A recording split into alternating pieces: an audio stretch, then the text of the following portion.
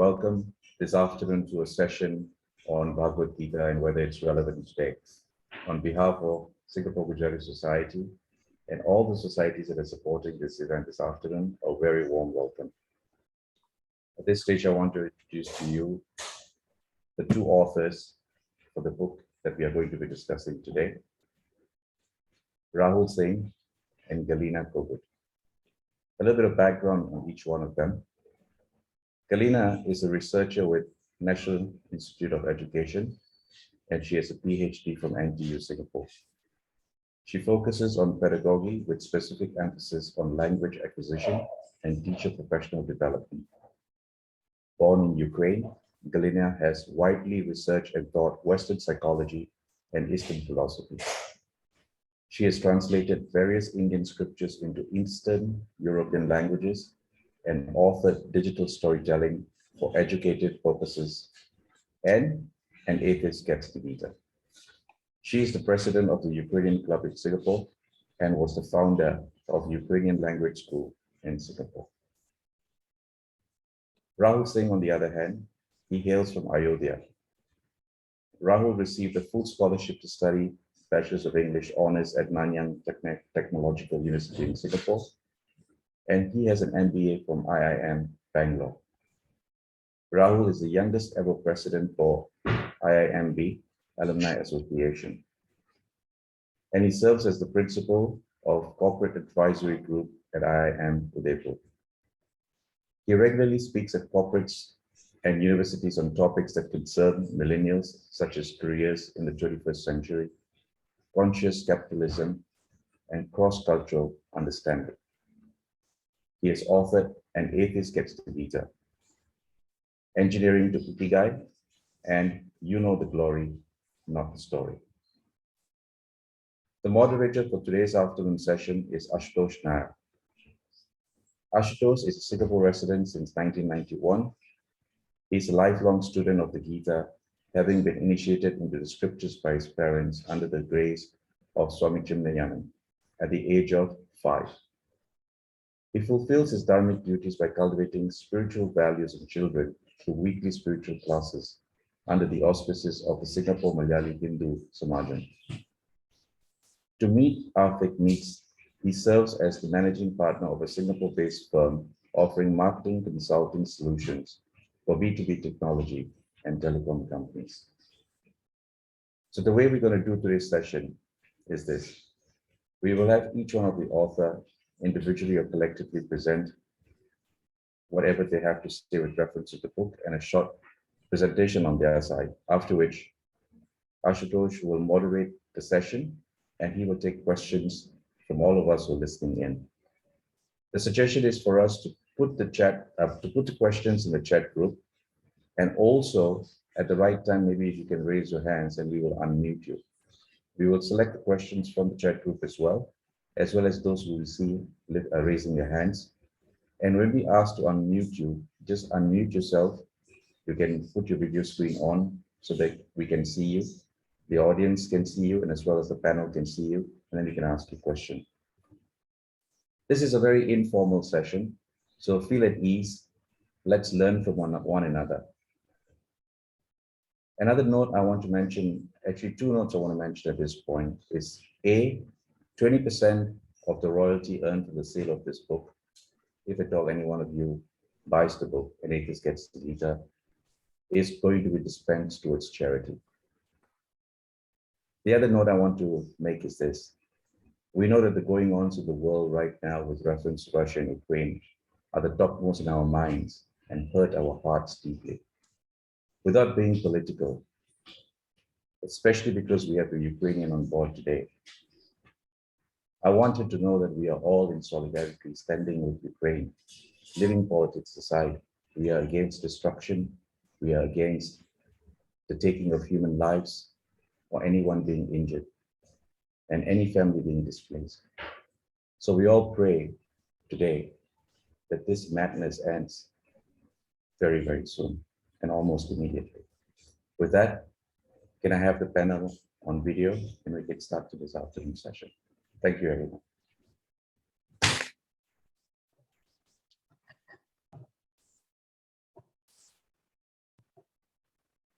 Good afternoon, everyone, again. And I would like to express my gratitude to all of you who have found the time to come today for the session, who expressed their interest to talk about Bhagavad Gita, which is the ancient knowledge. We know it is the ancient knowledge of India, but I would want to believe it that we who are not Indians also have the right to sort of like claim a little bit of it and be able to be in touch with it and get the wisdom which is written there for ourselves. As it is, souls don't have, humans there. We are all different, but we are all the same in a way that we smile in the same way. We express our sadness in the same way. So the Gita, which was spoken by Krishna to Arjuna, has been has been passed over through generation to generation, first in a spoken form, then as Kali Yuga progressed, it had to be written. So we do have this book of Bhagavad Gita, which is very precious, especially to me. I have my own personal story with Bhagavad Gita, which I had to, spending my formative years in the totalitarian country, something like North Korea in the USSR. I got hold of the Bhagavad Gita and I have my personal story about it, and it was always relevant to me. But then I realized it's not only relevant to like Arjun and the Pandavas. It's not only relevant to Indians. It can be relevant to any human being on the world, because the knowledge which is embedded there, which is described there, the knowledge which Arjuna is asking and which Krishna is imparting, which Krishna is giving to him, is applicable. And I know what I'm saying, because मेरे लिए गीता तो सिर्फ पढ़ना नहीं है, करना जरूरत है. We should look at the circumstances. Even though Gita was spoken by Krishna to Arjuna, I'm not good with numbers, 3,000 over years ago, when the Kali Yuga started. Before, we should look at the circumstances which were, unrolling at that time when the Gita was spoken. There was a huge war where cousins, brothers were supposed to, and relatives were supposed to kill each other. And we have Arjuna, who is a warrior, who was supposed to go out and fight with his family, literally his family. And that was a huge battle, and not only on the battlefield, but there was a huge battle in his, in his mind. There was a huge battle within himself, and there was a lot of confusion as to what to do, because everybody would understand that fighting with your own family, even you're a fighter, you're fighting with the enemy. It makes it more difficult that you have to fight with your own kinsmen. So Arjuna was totally confused, and he went to Krishna with the open and receptive mind, and he was ready to listen from Krishna. And Krishna was kind enough, because Arjuna was his dear friend, Krishna was kind enough to tell him and try to resolve all his confusion. So that was spoken before the huge battle. However, whatever is spoken for Krishna, from Krishna to Arjuna, the knowledge which he has spoken, don't we all have our battles in our life? We wake up in the morning and we know that there are certain things which we need to do, and they're not always pleasant, and there is a lot of clashing. There's a lot of clashing of roles. There is a lot of tough decisions we have to make. So we do have to go through the battles in our lives, whether it's every week or a few times a day. We all have to go through that. And to me personally, and I think to many of you and many people around the world, it is also so. So to me, I find that Gita is relevant because, in a way, that it explains how a jiva, maybe Rahul, you just go to the next one.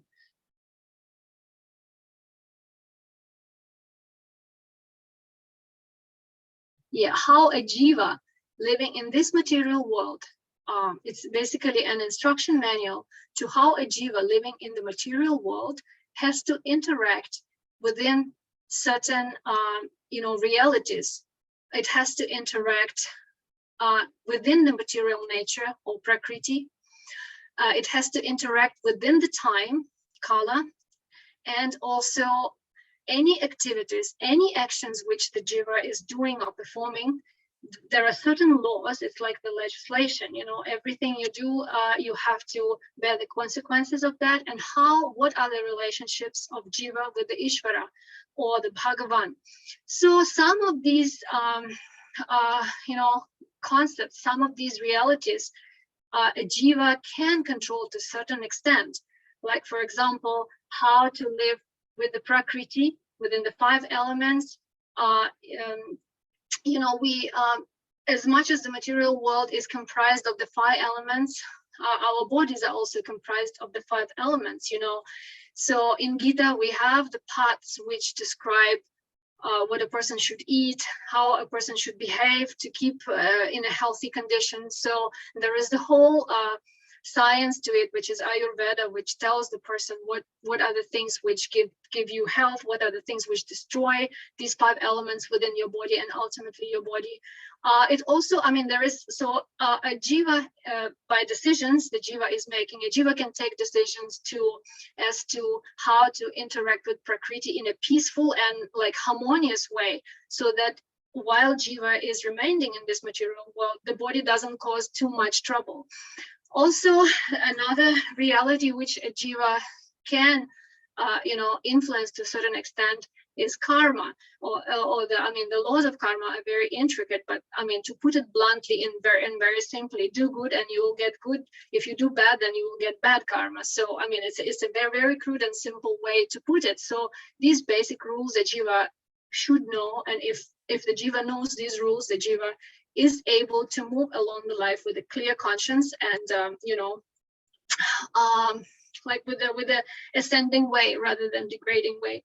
There are also such concepts which are kala, which a human being can't really influence, but we are still under the influence of that. And there is also Ishvara, and definitely over here everybody has their certain relationship with Ishvara, and for each of us we have to answer that question to ourselves. And also in the Gita, all these concepts are explained in a clear step-by-step way, so that Arjuna could understand the whole picture, the picture in the whole, so that he could Krishna just didn't tell him, you go and do this, this and that. Krishna was very kind in a way that he gave Arjuna this manual, but he also left him with a choice.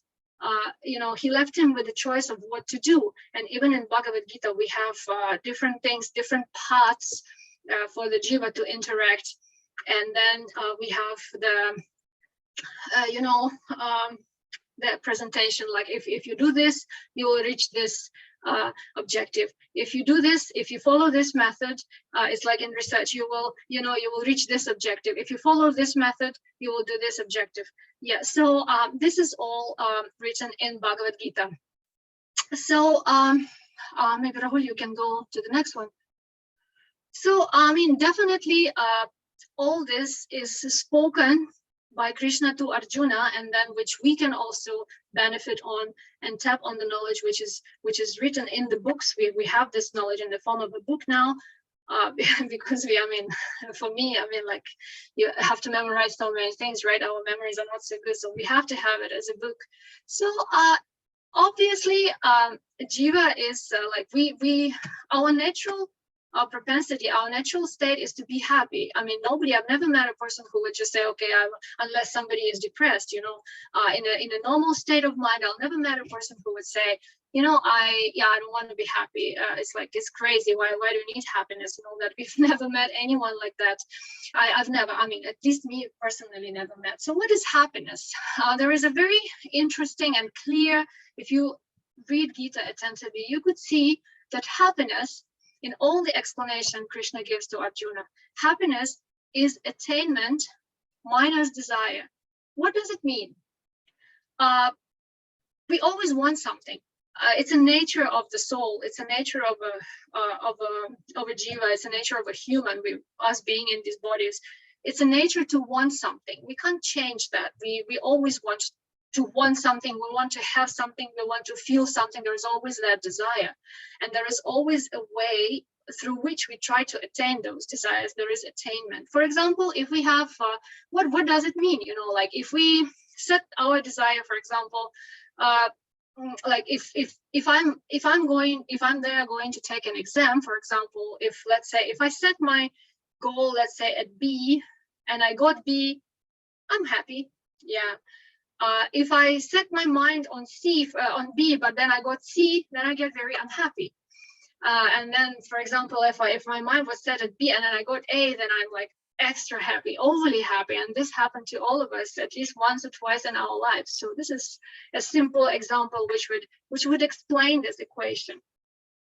We can set out like many examples like that. If it's not the exam, it can be, for example, some kind of a deal, like whatever deal you are setting in your mind to sign. If it's higher than what you thought, that it's cool, it's very great. If it's lower, then we are disappointed.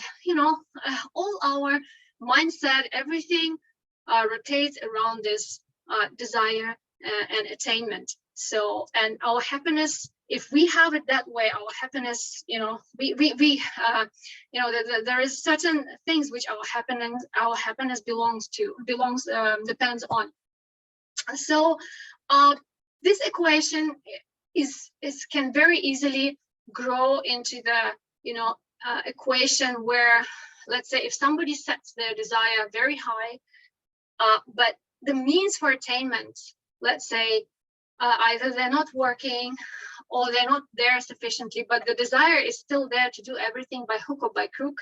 So this happiness equation is also directly related to the ethics. If somebody wants to achieve something to that high level, then they start cheating. We do have, that's why we have students who cheated their exams. We have people who have bribed to attain certain results. I mean, like in the USSR, we had when I was a kid, there was like the desire for, let's say, for the building, the building was supposed to be built at certain time frame, but they couldn't do that, so they will just they'll just sign the document while the building is not ready yet, and the building collapses. So all this kind of stuff. So people compromise on their ethics, on the things to just achieve that desire by hook or by crook. And also, so if we look at it, and then how can we make it applicable? How can we become really happy? What can we control in this process? We can only control what we can get, right? We cannot control what we can get. We can only control our desire. Yeah. So we can only be effort driven, not result driven. So this is the whole good part of the Bhagavad Gita is talking about that. And maybe any of you can tell me in which verse of the Bhagavad Gita Krishna is speaking about this. Anybody? You just raise your hand. Anybody remembers off the top of your mind? If not, that is okay also.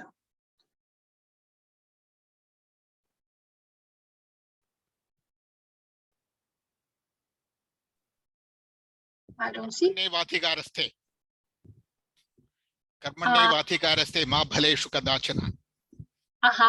Yeah, and also in the yeah, you quoted that same. 247 in chapter 2, verse 47. We have what Krishna tells Arjuna about the maybe Krishna Kumarji, maybe you can recite it beautifully, because I'm not very good at that. No, there are wonderful chanters here, like Padmini ji is, I think, one of the best we have here. If Padmini ji can chant, it would be great. Okay, maybe somebody, yeah, please, could you just do that for us? Yeah, Padmini ji, I think she's here, right?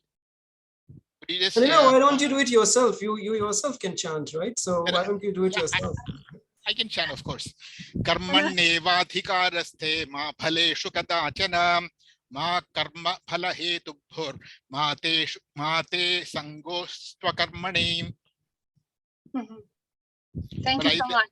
there are wonderful chanters here, actually, who are far better than me, who's got a beautiful musical skills, so they can do better. Well, you're already very good. Thank you so much. Yeah, thank you. So, Yeah. so thank you, Galina, for your presentation. I'll take on from here. So, yeah, this is basically nothing but rehashing of what is there in the Bhagavad Gita in a mathematical format. You have put happiness is equal to attainment minus desire, which makes it so much simpler to understand for our what I call Western trained mind, right? Because we have been trained in to look at things mathematically, scientifically, and maybe in management framework. But let me just move on and talk about some other things I wanna focus on. Let's talk about the karma equation. Again, this equation looks daunting, but it is actually quite simple. So what this karma equation says is, let me give an analogy. It says your wealth today is equal to your wealth yesterday minus whatever you spend plus whatever salary you got. So I'll repeat. The wealth you have today is equal to the wealth you had yesterday and the amount of salary you added to it minus whatever you spent. Very simple, right? So the same applies to karma as well. So what we say, when you do good, then good will happen to you. When you do bad, bad will happen to you. That's correct, but let's have a slightly more nuanced understanding of what karma talks about. So it says sanchit karma. Sanchit means collected, whatever you have collected so far. Your sanchit karma today in this lifetime is equal to whatever your sanchit karma was up to the previous lifetime minus whatever is prarabdha, which is basically your destiny, plus the kriyaman karma, which is basically the karma that you create every day, every moment, every second through your kriyas. Typically, you cannot do kriya without having karma associated to it. There are ways in which you can get about it, go around it, and I can touch upon it a little bit. So any activity that you do in general will have a karma associated to it, whether good or bad, that's a different question, but some consequence it will have associated to it. Why? Because any kriya you do, there are 5 things that are involved. There is adhisthanam, which is platform, which is your body itself becomes a platform where this activity is happening. Then you have karnam. Karnam is like, we have this Hindi or Sanskrit word upkaran, which is instrument. So in our body, we have this 5 working senses and 5 perception senses. This eye, nose, tongue, this is perception, and then your hand, leg, and others are your working senses. So you have those karnam. So you have adhisthanam, you have karnam, you have chestha. Chestha is endeavor. Endeavor is endeavor to do something. So that is also there. And you have the divine will, the Davic will. Plus you have the karta. So let me just repeat. So you have adhisthanam, you have karnam, you have chestha, you have divine, and you have the karta. Out of this, what can you remove? Can you remove adhisthanam? Can you remove your body from an action? You can't. Can you remove your working senses or your perception senses? You can't. Can you remove your endeavor? If you remove your endeavor, there is no activity. So you can't remove that either. Can you remove the divine will? You can't. Then the important thing is karta. Karta is the doer. Who is the doer? So this is the only thing which you can potentially remove. You can potentially remove this egoistic sense of you being the doer.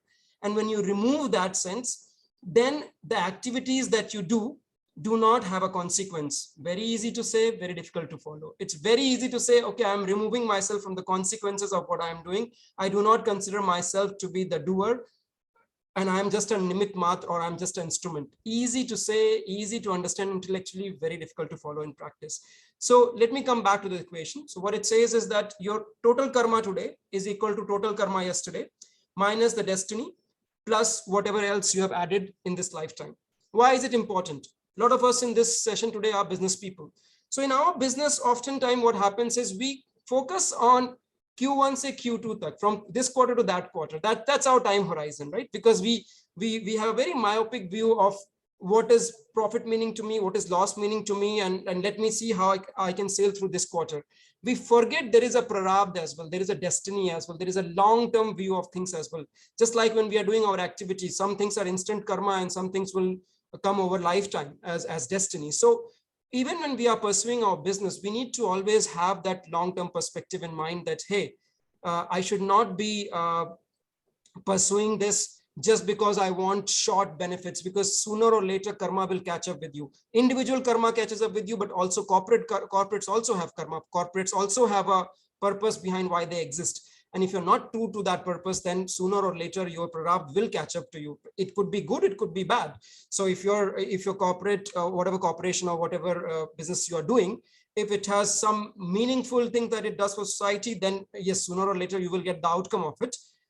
But on the other hand, if you're shortchanging and if you're going for short-term profits, sooner or later people will come to know, and then you do have to face the music. So that's one thing I want you to take away from this slide. And then let me move on to something which might be relevant to us, because the topic is the Bhagavad Gita relevant today? So I like to give this example, and as Galina mentioned about those 5 topics that the Gita talks about, it talks about the jiva, how a jiva interacts with prakriti. Prakriti is the material nature around you. And where is this interaction happening? This interaction is happening in kala, in time, and this interaction is governed by the laws of karma. And if there is a law, there has to be a law designer. So that law designer, conceptually, let's call it Ishvara. Ishvara is designing these laws. So let me just repeat. Whether you accept it or whether you don't accept it, you are a jiva which interacts with prakriti, which is the material nature around you, in kala, in time, and this interaction is governed by the laws of karma, and these laws are designed by the Ishvara or the supreme controller. So it's a bit like gravity. You may believe in gravity or you may not believe in gravity, totally your choice. But whether you believe in gravity or you don't believe in gravity, if you try to go on top of a building and try to jump from there, you will have the effect of it, right? You will fall down and you might get hurt. So you can totally ignore that, okay, I don't believe that that a jiva interacts with prakriti. I don't believe there is a law of karma. I don't believe there is Ishvara. You're fine to say that. But then just because you say that doesn't mean that becomes the reality. Those laws will apply regardless. And that is why I say that the Bhagavad Gita is relevant, both at a very macro level.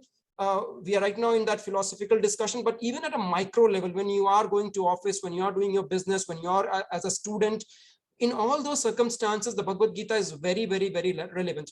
Now, let me focus on the business aspect of the Bhagavad Gita. So there is something called dharmic capitalism or conscious capitalism. Again, dharma is a very, in fact, the first word in the Bhagavad Gita is dharma kshetra. It starts with that word dharma. So dharma again is a very misunderstood word. It doesn't mean religion to begin with. Dharma means, essentially it means the innate nature of something. In fact, the Mahabharata itself gives the definition of dharma. It says dharmam dharnat itehu. That means one that holds is dharma. Any activity or anything that holds what? Holds the creation, holds the universe, that is dharma. Anything that goes against it is adharma. How do you know what is going against, what is not, what is going in favor? Everything has, whether it's jada or chetan, whether it's conscious or not conscious, has an innate nature to it. For example, the innate nature of fire is to burn. The innate nature of water is to wet. If water were to start burning and if fire were to start wetting, then that's adharma, because that's not its innate nature. You can take anything away from fire, but its propensity to burn. Similarly, on the jiva level, and more particularly on the human jiva level, you also have your dharma. Your dharma is still the same. Your dharma is to hold the creation. But as like in this movie, Spider-Man, they say, with great powers comes great responsibilities. So a deer or a tiger or a frog or a plant, they have limited ability to influence the environment around them. But we as humans, we have great abilities to both destroy or create or sustain the environment around us. That's why we need to use our discretion. We need to know what our dharma is. So again, even at our level, the dharma is the same. Dharma is sustaining the creation, but it gets a bit murky because we are always pulled apart from various kind of dharmas, and we can go a little bit deeper about that. But for the purpose of this slide, what I want to say is that there is a right way of doing business and there is a wrong way of doing business. So you could still be doing, let's say, you're just chasing profit and without any regards to either the planet or the people. You are chasing profit and in your quest for chasing profit, you're destroying the planet and you're squeezing the people. Now that kind of profit generation would be adharmic according to our shastras. So how do you solve for this? So, you need to solve for creating profit in your business, in your life, as individuals, as corporates, without damaging the planet and without squeezing the people. That is what is called conscious capitalism. That is what is called dharmic capitalism. That is what is called a business with a purpose. So I talked about purpose, right? So your purpose needs to take care of not just profit, but also planet and people. Why? I mean, ultimately, the bottom line is why. I mean, if I'm a hardcore businessman, I would say, okay, I don't believe in all this. I only want to look at my bottom line. So even if you're only looking at your bottom line, let's look at the examples I've put it here. In 2013, the Harvard Business Review showed that companies which follow conscious capitalism are 10 times better than their peers. Okay, 10 times. And then there was a study by Nielsen which says that 43% of the global consumers are willing to pay more for product and services that have a cause, that have a purpose behind what they are doing. And unfortunately, a lot of corporates don't have a purpose. They only have one purpose: to sell you things that you don't need at a price that you can't afford, using a bank loan that you don't want.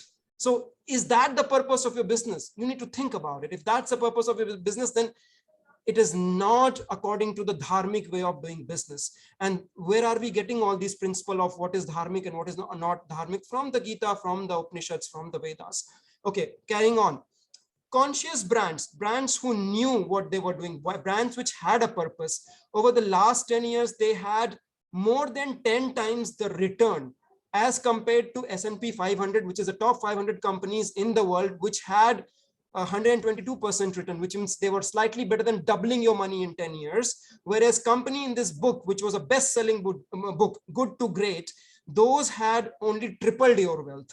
So again, there is a business case for you to be conscious. There is a business case for you to lead your business in accordance with the dharmic principle which are mentioned in the Bhagavad Gita. So these are not just concepts which are very philosophical and have no practical implication at all. These are very practical concepts. And again, we can go deeper into it.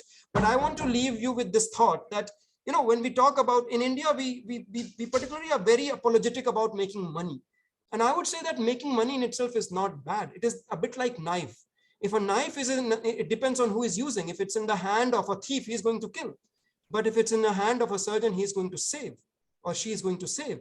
So similarly, in our Shastras, we talk about the Purusharth, the Artha, Kama, Dharma, Moksha.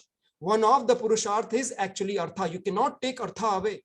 Purush is human and Artha is meaning. The meaning of human endeavor, one of those pillars is Artha. So there is nothing wrong in creating wealth. The only thing you need to remember is that you need to create that wealth in a dharmic way, in the principles according to what is mentioned in the Bhagavad Gita and other such books. So with that, I will take a pause here. And I will give it to Ashutosh ji, who is the moderator for the session.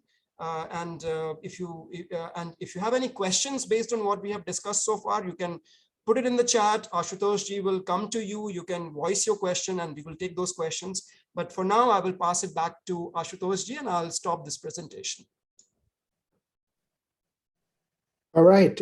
Hari Om, everyone. I hope my audio is clear. And thank you, Galina ji and Rahul ji. Thank you all once again for joining this session. So we'll now take some questions from you all, but just some house rules to get us started. Please use that raise hands function in Zoom if you have a question. When called upon, please turn on your video, unmute and identify yourself. After you've asked your question, please go back on mute just to avoid the background noise. Do keep your questions short and relevant as far as possible to the topic today. And of course, in the true spirit of inquiry, the presenters will try to answer your questions to the best of their knowledge and experience. But in order to give the maximum chance to everyone here, please avoid multiple questions in one and follow up and cross questions. You're more than welcome to follow up with the presenters directly over email after this session. And finally, just to be mindful to do avoid questions that could impinge on any racial, religious, linguistic, or political sentiments. So we get the ball rolling then, and I'll get the ball rolling with one question, and that is about the title of the book. It's very intriguing indeed, isn't it? It's about how an atheist gets the Gita. So who is this atheist that gets the Gita? And how do you reconcile something like atheism with a scripture like the Gita? Thank you, Ashutosh, for that question. That's That's an interesting question, and that is basically, in some sense, my entire journey up to this point, and in some sense, Galina's entire journey up to this point. Our two journeys are very independent. Somehow they crossed, and this book was a product of that culmination. But before we even ask that or answer that question, who is that atheist that is getting the Bhagavad Gita, which is quote unquote religious book? So what is this atheist doing with that religious book? We need to look at this term atheist a bit deeper. So when we say atheist, the word atheist itself comes from the Greek word atheos. So a means without, and theos means God. Theos is literally God in Greece, in Greek language. So when we say God, again, Indians have many gods, right? They have devas, they have Paramatma, they have Bhagwan, they have Ishvara. So which God is this theos referring to? So based on my understanding, I think this theos God is referring to the God God. Now what is God? G is generator, O is operator, D is destroyer. So when the Greek concept of atheism is coming, they are referring to the God who is the generator, the operator, and the destroyer of the universe or of the world. So from that point of view, it's very clear. The word atheist means somebody who doesn't believe that there is a supreme creator who is generating, operating, and destroying the universe. But interesting thing happens when you go to Sanskrit equivalent of an atheist, which by and large people translate as Nastik. So Nastik is a Sanskrit word which basically can be broken down as Na, Asti, Ka. So Na means without, Asti means is, and Ka means believer. So one who believes there isn't is a Nastik. Very simple definition. One who believes there isn't is a Nastik. Now the problem is it has not been defined what this is. Now that is where you need to look at it a bit deeper. So there are various ways in which we can resolve this. So one of the fundamental definitions that is used by a lot of schools of Hinduism, whether they are Vaisheshiki or whether they are Vedanta or whether they're Mimamsa or whether they are Vedanta, all of these schools to a larger or a lesser extent in some way or form may, I'm using the word may rely on the Manusmriti definition of who is an Astik, where Manusmriti clearly says Nastiko Vedic. So it says Nastika Vedo Nindika. That means somebody who doesn't, somebody who criticizes the Veda is a Nastik. Now, from that point of view, even the Buddhist and the Jains become Nastik because essentially they do criticize the Vedas. But that is one way of looking at it. But let's look at it more etymologically. What does Nastik mean? So one of the greatest grammarians in Sanskrit is Panini. So Panini in his Ashtadhyayi, he explains what Nastik is. And even when you read that Ashtadhyayi, which is 4.4.60, that's the exact sutra that I'm quoting. Even after you read that, you will not understand what it means because these are sutras. Sutra is like a formula, like F is equal to ma, Newton's equation. Now, if you don't know what F is, if you don't know what M is, if you don't know what A is, you will not know what F is equal to ma means. So after sutra, you need to have a vritti. Vritti is an explanation to the sutra, and then you have a tika or a tippani, which is an explanation to the explanation and an explanation to the explanation to the explanation. So there are multiple level of explanations that go on. So let me just stick to vritti. So there is a vritti which comes from Kashi. Kashi is Banaras, and because it comes from Kashi, Banaras, it's called Kashika. That means a commentary that is coming from Kashi, Banaras in India. So this commentary on the Panini's Ashtadhyayi says that according to this commentary, what it says is that anybody who doesn't believe in a hereafter or an afterlife is a Nastik. Now, if you look at this definition, then the Jains and the Buddhists per se are not Nastik, because in Jainism, they per se do not believe in a creator God. They believe that the laws of karma are self-sustaining and they do not need an operator for those laws to sustain, but they believe in soul which goes from one jiva form to another jiva form, but they do not believe that there is a creator that is needed to sustain these laws. So they do believe in something that transcends death. So from that point of view, they are also Astik. Now, in terms of, as far as Buddhism is concerned, in Buddhism, they believe that a single cause cannot be responsible for the creation of the universe. So from that point of view, they quote unquote become atheist, but however, they're not Nastik because they still believe that consciousness transcends death.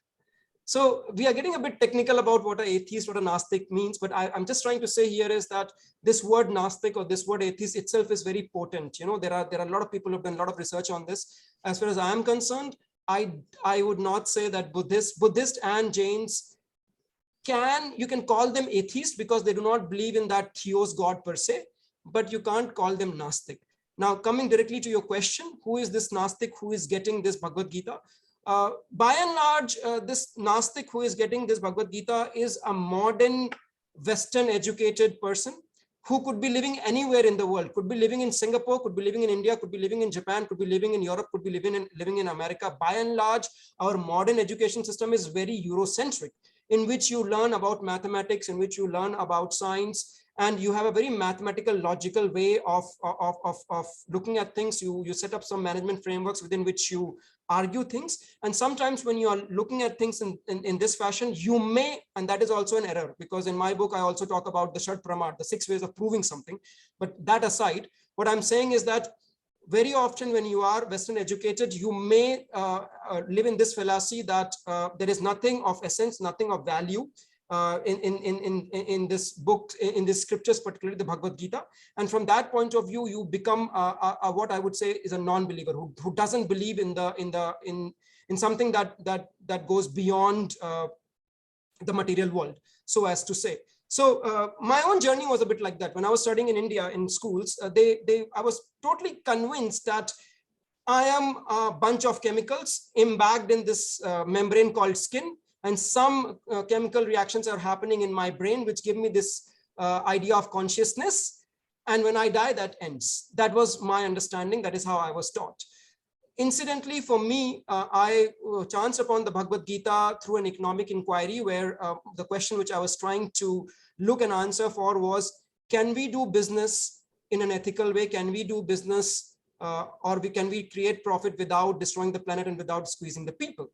So through that query, through that quest, I chanced upon the Bhagavad Gita, and I read the Bhagavad Gita. I realized not only it answers that question, but it answers many more questions about how do you interact with people. There are various people have various kind of demeanor, and it talks about the 3 gunas, the Rajas, Tamas, and the Sattva. So depending on varying degree of what you have of this combination, you behave in a particular way. So the way you will talk to, let's say, Putin would be very different in the way you will talk to, let's say, Gandhi, because these are two fundamentally different kind of people.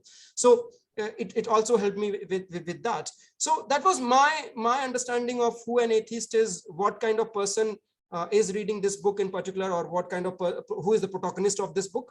I think Galina has her own story about her journey in the USSR and her atheism to atheism. I will pass it on to her.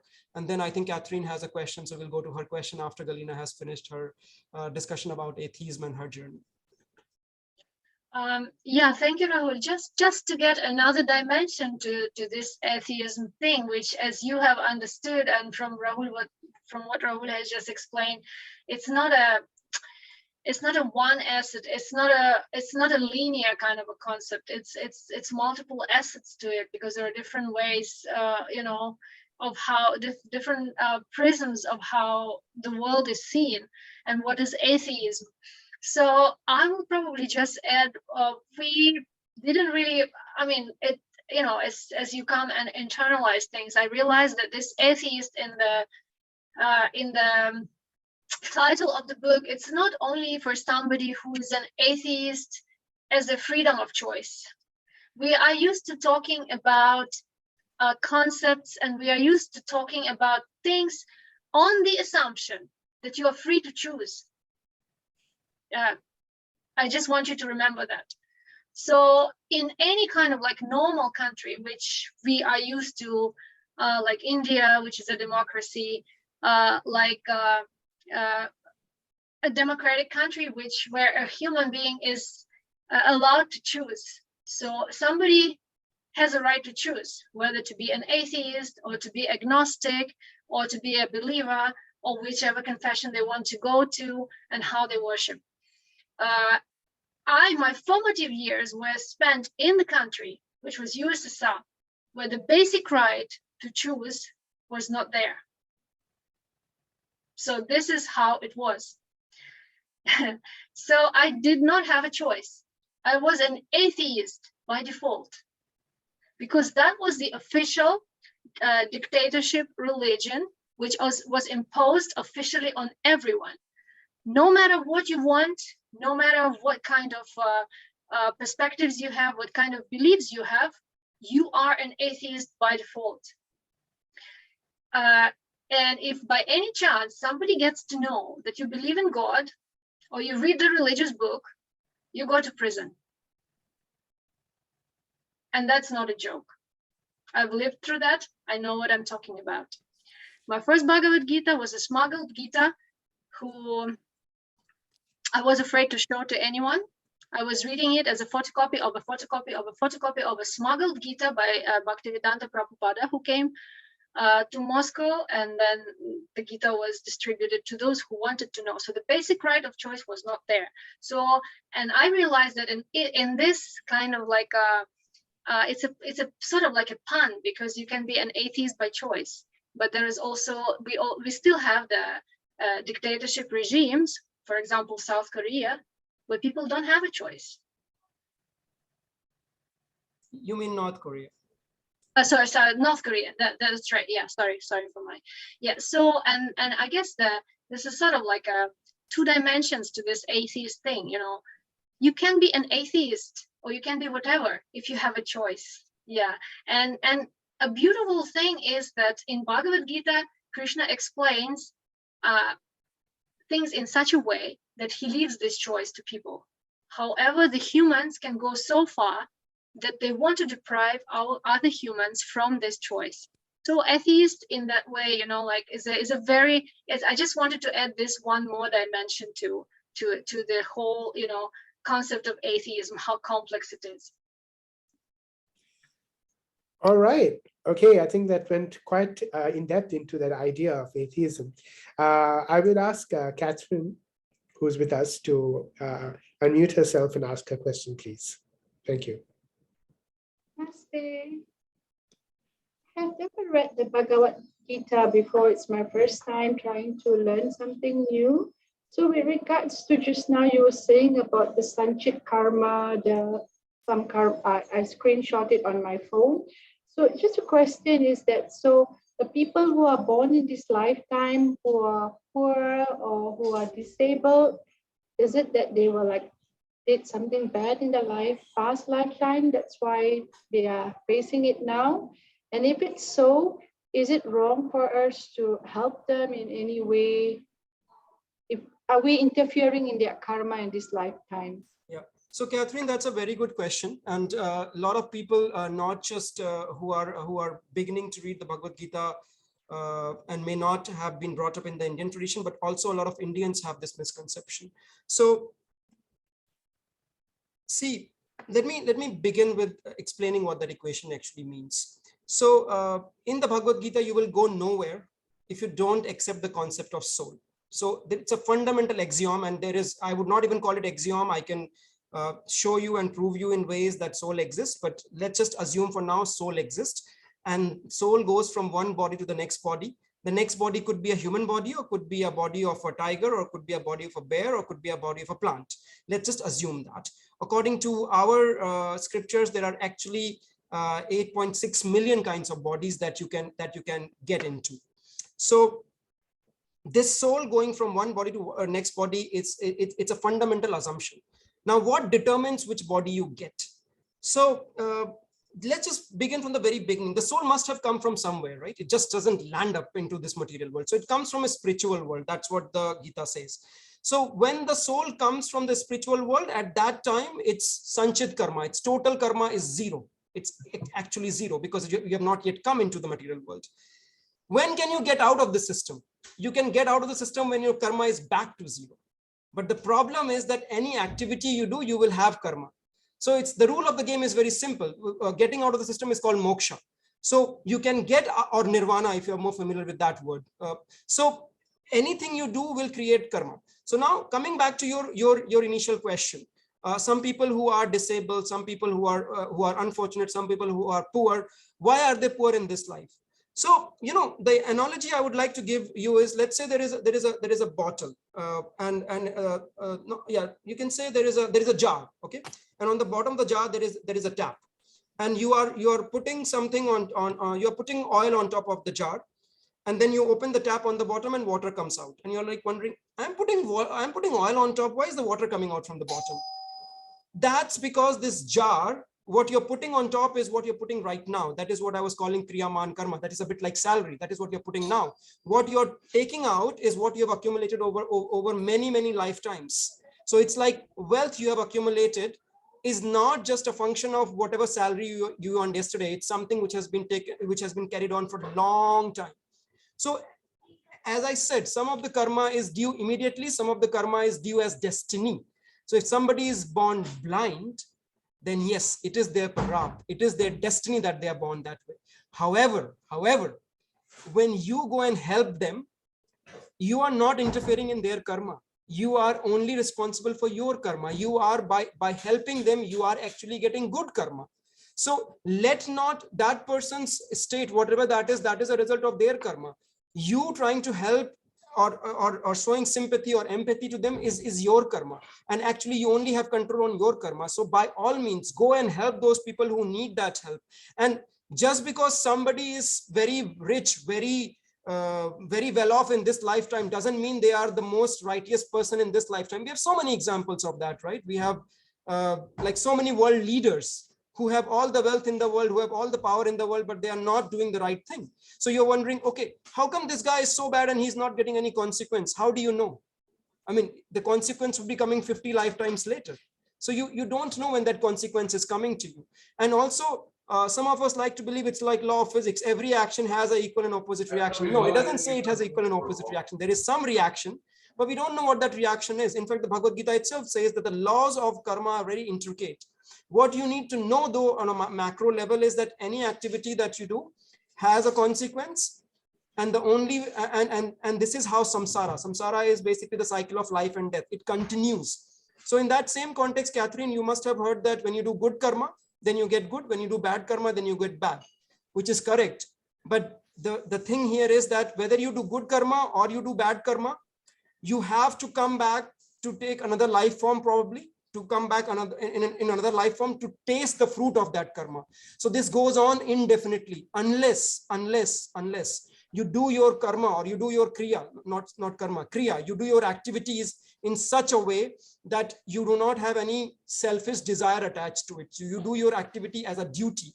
When you do it in that mindset, then you do not have any consequence attached to that karma. And this is what we call nishkam karma.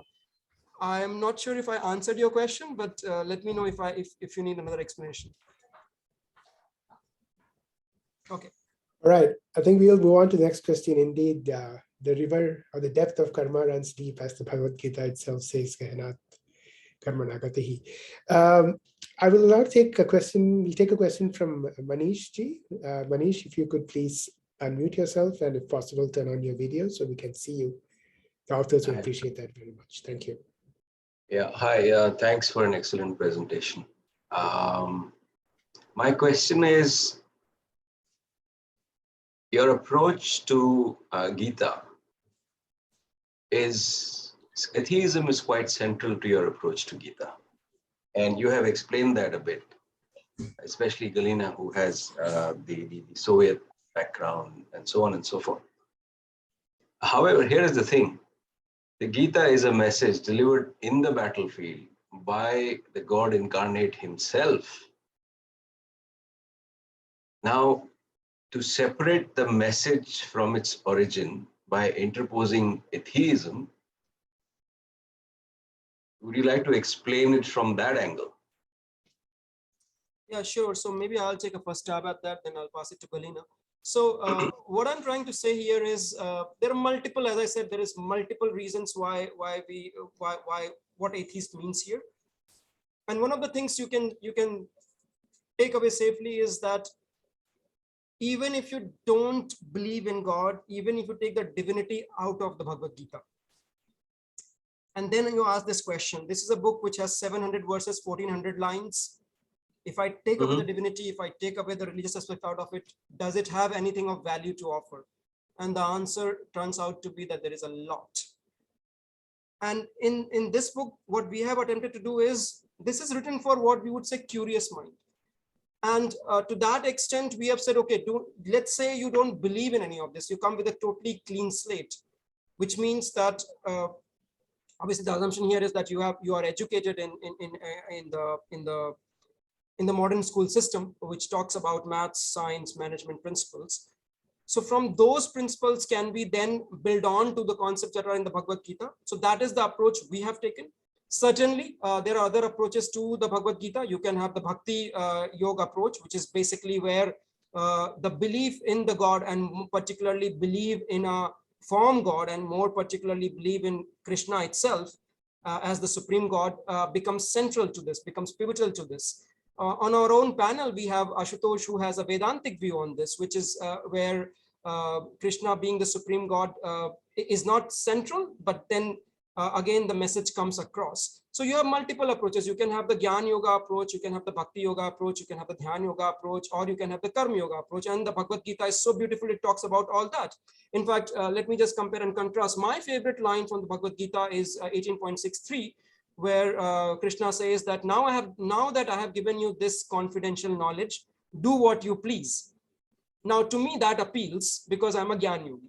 Whereas my co-author Galina, I would say, is a Bhakti Yogi. To her, the same chapter, 3 verses down, 18.66 appeals, which says that forget all dharma and surrender unto me. So Bhagavad Gita is very potent. Depending on what approach you take, it answers you in that way. So my approach here has been written for people like myself. Who is myself? People who have been educated in top universities around the world and may still not know what their purpose in life is, may still be struggling to find what happiness means to them in their life. And see, Arjuna was in that situation. He was the most proficient archer, trained by the best teachers, equivalent to what I like to say, maybe 3 or 4 PhDs in current equivalents, yet lost about what his purpose in life is. And then Krishna comes and tells him what he should be doing, what his purpose in life should be. So what changes in those 1400 lines, which is hardly 75 minutes to 90 minutes conversation? What changes is that the same Arjuna, who did not know his purpose in life, after hearing from Krishna, who I like to call the world's first motivational speaker, now understands his purpose. So my take on this book, An Atheist Gets the Gita, is it is written for those people who are highly educated in some sense, but still may lack a sense of direction, lack a sense of purpose in their life. So with that approach, this book is written. Certainly, this is not the only approach. Certainly, this is not an approach that may be applicable to everybody. I'll pass it on to Galina now. Yeah, thank you, Rahul. So to me, it's probably to just add a little bit more to the perspective which I've already been talking about the atheism, the official atheism of the country. So everybody was officially atheist there, but it doesn't mean that everyone was an atheist.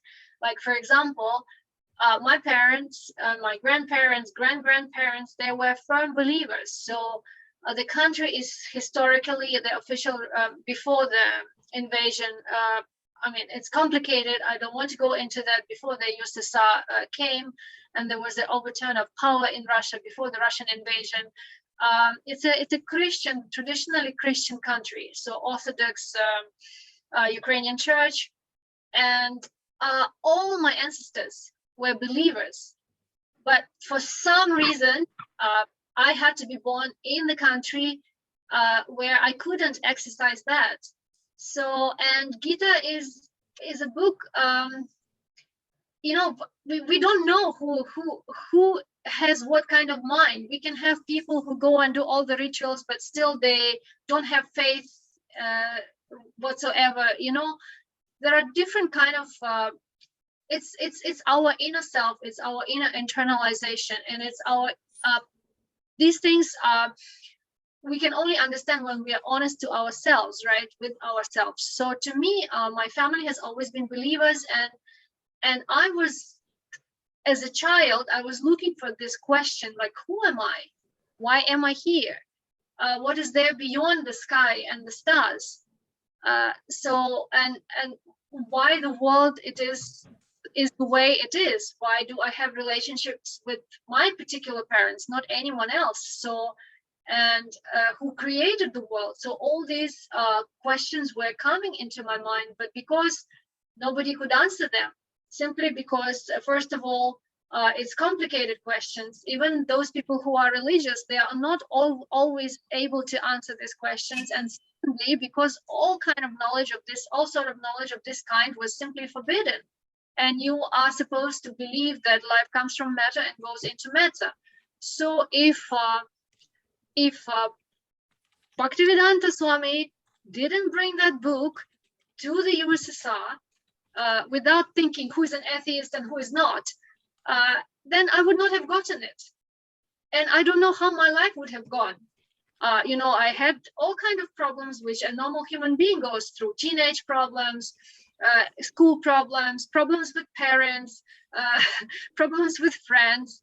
And because of the Bhagavad Gita, because of this knowledge which I got, which I will always immensely be thankful to India and to the kind of knowledge which is there. Because of that, my point is that we don't know who's an atheist and who is not. Even for ourselves, we live with ourselves for multiple years, like 30, 40 years. Sometimes we don't know what we mean. Sometimes we don't know what we want. And that's why we need those reflection time to really sit and think, So, so it's just that dimension I wanted to bring. Yeah. Thank you. Right. Thank you. I would just Galina. add something there, Ashutosh. So again, as I said, our journeys were totally independent. They crossed somehow. I'm born in Ayodhya. And yet, despite being born in Ayodhya, I never opened any scriptures whatsoever, including the Bhagavad Gita. I never opened it. Galina is officially born in an official atheist country. Yet she opened the Bhagavad Gita maybe decades before, or at least a decade before me, right? And we had our own journey. So you could be born in a theistic country at the center of what is considered to be the holiest of the holy places in India, and yet you may be totally oblivious to this knowledge. Or you could be born in another land which is totally officially an atheist country, and yet you may be inclined to get this knowledge. So how journeys go on is very complicated, very intricate, and a story in itself. All right, indeed. I think Krishna Kumarji had a question, and maybe you've partially answered it in terms of what does it mean when you say an atheist gets the Gita? Yeah. Is it physically getting a copy of it, or really understanding what it actually conveys? And I believe at the end of your store book that an atheist actually gets a copy. So you it is deliberately said gets there because it actually means both. So what happens is that this book is kind of an inverted book in the sense that the last chapter of the book is what is the Bhagavad Gita. It doesn't start with what is the Bhagavad Gita. It ends with what is the Bhagavad Gita. That is the last chapter. And in the very last line in this book, what happens is that it's basically, this is a conversation between two people. Just as the Bhagavad Gita itself, the original Bhagavad Gita itself was a conversation between two people. This book is a conversation between two people. So at the end of this book, there is a 25-year-old and a 50-year-old. The 50-year-old person actually gives the Gita to a 25-year-old who has been asking this question for the entire day. What is happiness? What is karma? What is dharma? What is this? He has been asking, just like Arjuna was asking to Krishna. And at the end of it, the Charan Saket, which is one of the person, gives the Bhagavad Gita to Anveshak Jigyansu. The message here to the audience is, now that you have read this book, go and open the real Bhagavad Gita and try to understand, because now probably you're prepared to understand it. So the get here is actually dual meaning, which is physically gets as well as understands. Okay, all right, so that's sorted. Shanti ji had a question, and I'm not sure if she'd like to ask it in person. Shanti ji, if you wish to, would you please unmute and turn on your video to ask your question, please? Thank you. Hi, can you hear me? Yeah, yes, we can hear you. thank you. Yeah. Okay, so I'm just curious because you're sharing about all this karma, and also, do our soul actually multiply to exhaust the karma? Because if it's just one soul and you get born, there's one set of karma to exhaust. then we should not be seeing the population today. So No, just soul like, doesn't multiply. yeah. So this is again a misconception. People think, okay, the population of the world is increasing, so the souls must be multiplying. Now, the concept of soul is a bit different in Hinduism or Sanatana Dharma as opposed to, let's say, Abrahamic faith or Christianity. In Hinduism, even the plants, animals, all of them have souls. So just because you're seeing that the human population is increasing, are you sure that it's not being reduced from somewhere else within the ecosystem of the earth itself? But more importantly, earth is not the, in fact, there is this Brahma Vatarva Puran, in which it talks about the millions and millions of universes and millions of galaxies within those universes. Earth is nothing. I mean, if you must have seen those videos of the universe, right? What is Earth in the grand scheme of universe? Nothing. Just because a few billion people are being born on this planet Earth, that doesn't make a delta change in the entire scheme of this universe that we know of and the millions of other or billions of other universes that are out there. So this idea that because of the world population is increasing, that's why the souls is multiplying, is totally not correct. The other thing is that according to our scriptures, the so-called material universe, which is where everything is happening, all the Milky Way and the universe that we know of, and many more such universes that are there, they're all in what is called material universe. Beyond that, there is the spiritual universe, and the ratio of that is 3:1. That means the spiritual universe is 3 times bigger than the material universe. So, and the souls are actually coming from the spiritual world. In fact, souls are like amphibians. They can exist both in the spiritual world and in the material world. But in the material world, when they come, they need to have a body. So they are then called embodied soul. So a soul which is embodied is called a jiva, and soul itself is called atman. So the soul comes from the spiritual world, and the fundamental, in fact, the fundamental property of a soul is that it cannot be killed, it cannot be divided, it cannot be destroyed. So the soul doesn't multiply, doesn't divide, doesn't get cut. All right. A question perhaps that some of us might have is, now the Gita talks about souls moving from body to body, and this not being our only life. 2 questions that could arise from that is, why should we actually be going through this journey, which perhaps is partially answered by the concept of karma. But the other question is, how do we motivate ourselves to make the best of this life? If this is a never-ending journey, what's our motivation to make the best out of this life that we have? Okay, so soul is called Tatha Shakti, okay, which is basically, as I said, it's an amphibian. It can exist both in the spiritual world and the material world. So technical term for that is Tathastha Shakti. Shakti means energy, Tathast means marginal. I think that's what it means, marginal. So why is it called marginal energy? Because it has the propensity to live in both the spiritual world and the material world. So why does it come to the material world? Contrary to popular belief, soul also has desire. But this is not the same way in which you and I have desire. It's a different kind of desire. So when the soul looks at the material world and then it gets attracted to the material world, then it reaches into the material world. When it comes to the material world, as I said before, in response to Shanti ji's question, it needs a body to function. What is a body? Body again is comprising of 5 koshas, 5 seats. So first is called Anandamaya, which is basically, Anand is desire. So that desire to, sorry, not, let me just go even before that. There is a causal body. The causal body is the one which becomes the cause of it wanting to. So causal means the cause, right? So the moment you have a desire, that becomes the cause of you to come in the material world. When you come in the material world, you will have a causal body, which is the cause of you coming in the material world, but you will also have a subtle body and you will have a gross body. What is subtle body? Subtle body is your mind and intelligence. By the way, these are 2 different things. And and then you have the gross body. The gross body is the body which is composed of the Panch Mahabhutas, the 5 elements, the earth, the water, the air, the ether, and one more.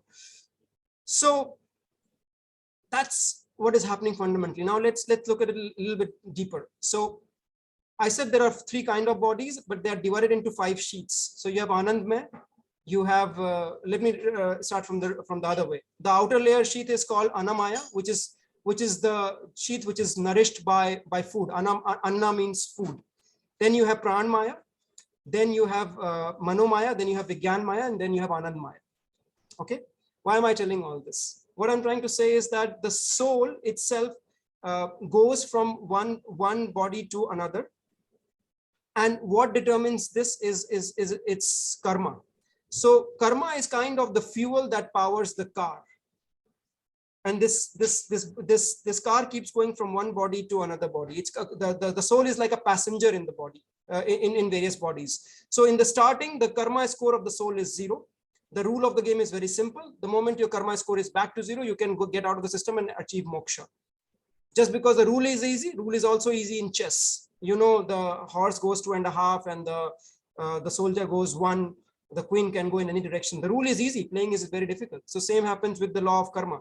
The rule is very different, very easy, but playing it is very difficult. So when the soul has a desire, it comes to the material world, and then its journey progresses through endless cycle of birth and death, which is called samsara. This cycle is propelled through the karmas, because any activity that the soul does has a consequence. In order to face the fruit of the action, which is called consequence, the soul has to take birth again and again and again. An ultimate destination is to get out of this, which can only happen when your score is back to 0. As I said, it's difficult to achieve that, and we all try to achieve that in various shapes or forms. That's where the concept of yoga comes. There are again 4 types of yogas, which are all telling you how to get out of this cycle. What was the second? Galina, you take up here.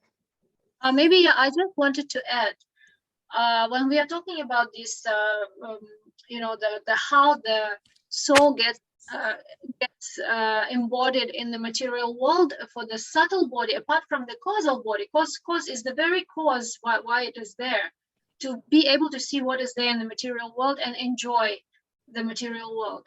So then there is the mind, intelligence, and also the false ego. So the false ego is actually the cause of the fact why we are accumulating this karma. False ego means that the soul starts identifying itself with the place where it doesn't belong, which is the matter. And soul is spiritual. So once the soul starts identifying itself, the false ego, I think that, okay, I'm this body. I mean, before we get this body, there are so many other multiple things. So then this false ego forces the intelligence and the mind act. So what is intelligence? Intelligence is the ability to, you know, discriminate, to take the decisions which will bring the body and the soul, which is embodied in it, to the higher level. If the intelligence is weak, then the soul, the mind pulls the soul into all sorts of enjoyment in the world to where the soul doesn't belong.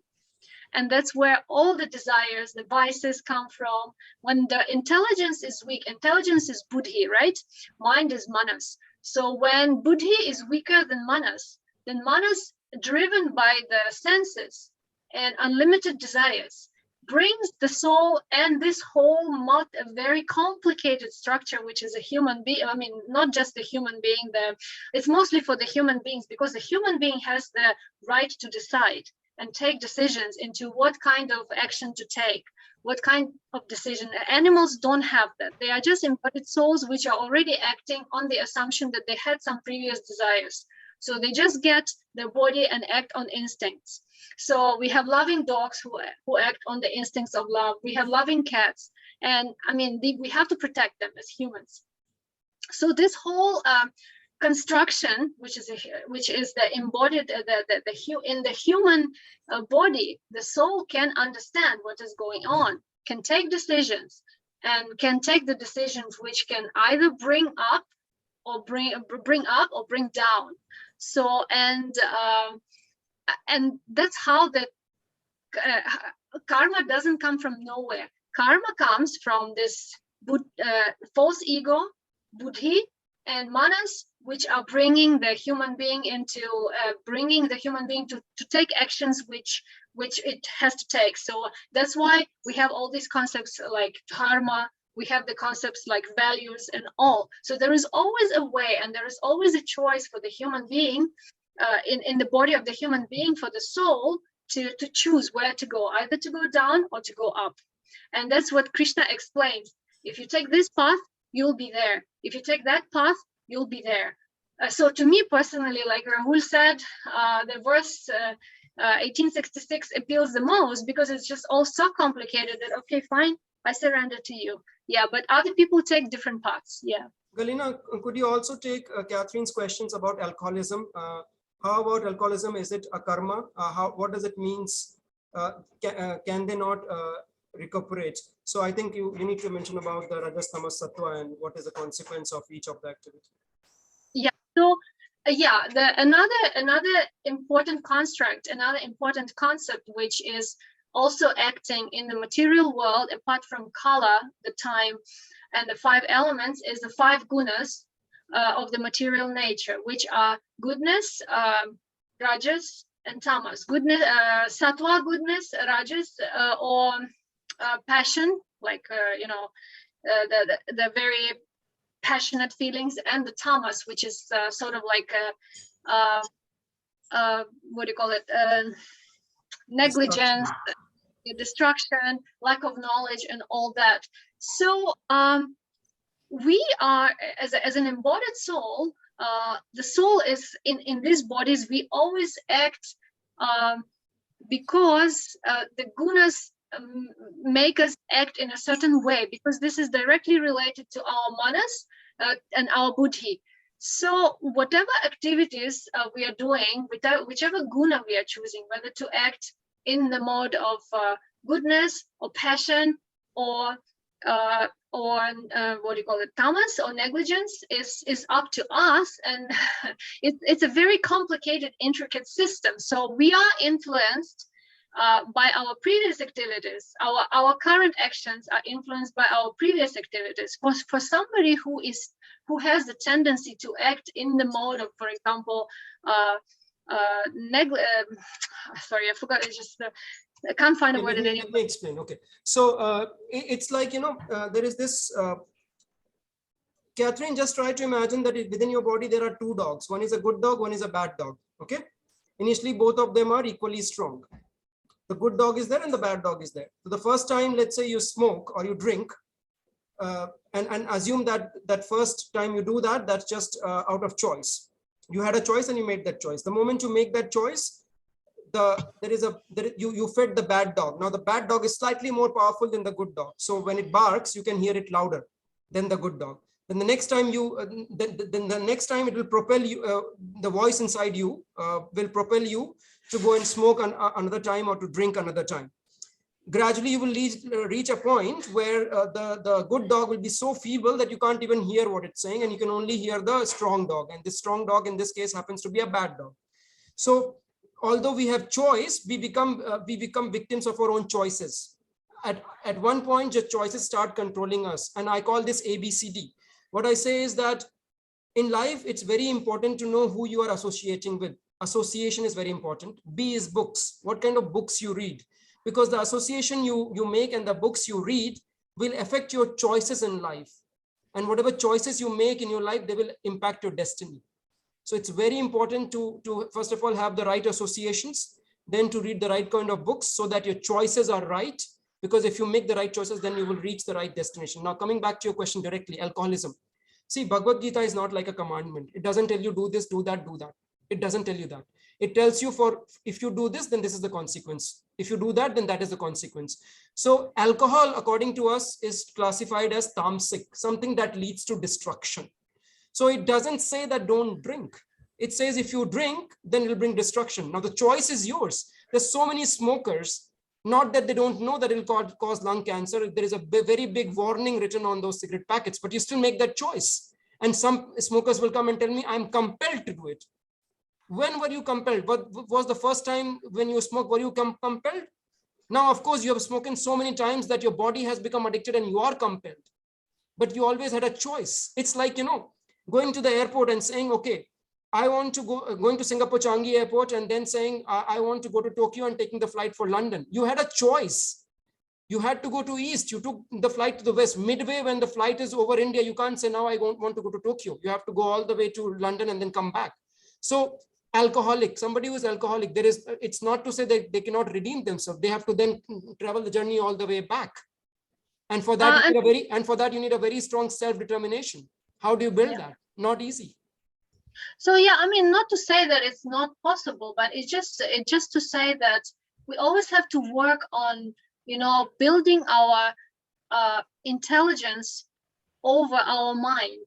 It's about controlling the senses, and it's when the strings are already loose, it's difficult, but it is possible. And of course, it's not possible without the help, but it is possible. Exercising intelligence over mind so that the intelligence is in control. Like, for example, if somebody is diabetic, but the mind looks the eyes look at the ice cream, the eyes send the signals to the mind, oh, it's so tasty, let's eat it. But then the intelligence has to be strong enough to say, no, what do you mean eat it? You're diabetic. Hello. You can't do it, so that's this constant reiteration has to be there. It's not easy, but it is possible.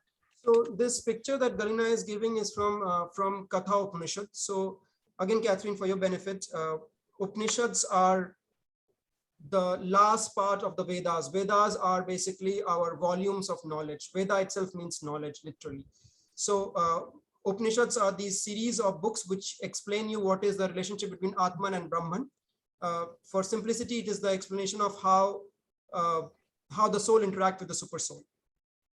So in one of the Upanishads, which is called Katha Upanishad, there is something called Rath Kalpana. Rath means chariot and Kalpana means imagination. So in that imagination, what it says is that think of your senses as 5 horses. So your eyes, nose, ear, tongue, all that, these are like 5 horses, 5 wild horses, in fact. And then there is a rein. Rein is the string that holds them. And there is a person who is holding that rein. And at the back, there is a passenger. So who are these? So the 5 wild horses are your 5 senses. The rein is your mind. The controller is intelligence. And the person sitting at the back is the soul, the real passenger. So what it says is that if you do not control your mind, then your mind will be pulled in all directions, just like the wild horses are pulling the string, pulling that rein. So how do you control the mind? Through your intelligence. Just like Galina was saying that if you're diabetic and if you're stupid, if your mind is not in control of if your intelligence is not controlling your mind, then you will actually go on and eat that sweet. So the intelligence has to control the mind. How do you control the intelligence? Through your soul. So refinement of your soul is needed for you to control your intelligence. So it's a hierarchy of systems. All right.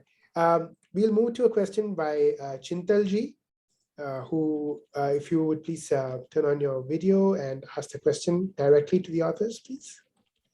Yes, thank you.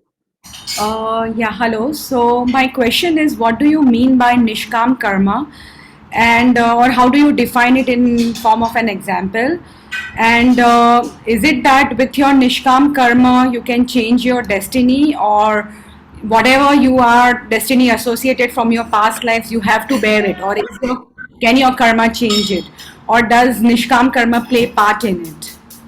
No, your karma can't be changed. Whatever you've accumulated so far can't be changed. So it's like wealth. Whatever you have accumulated so far can't be changed. It's there. You have to face the consequences. What you can change is from here on. So Nishkam basically means, nish means without, kama means desire, karma means consequence of activities.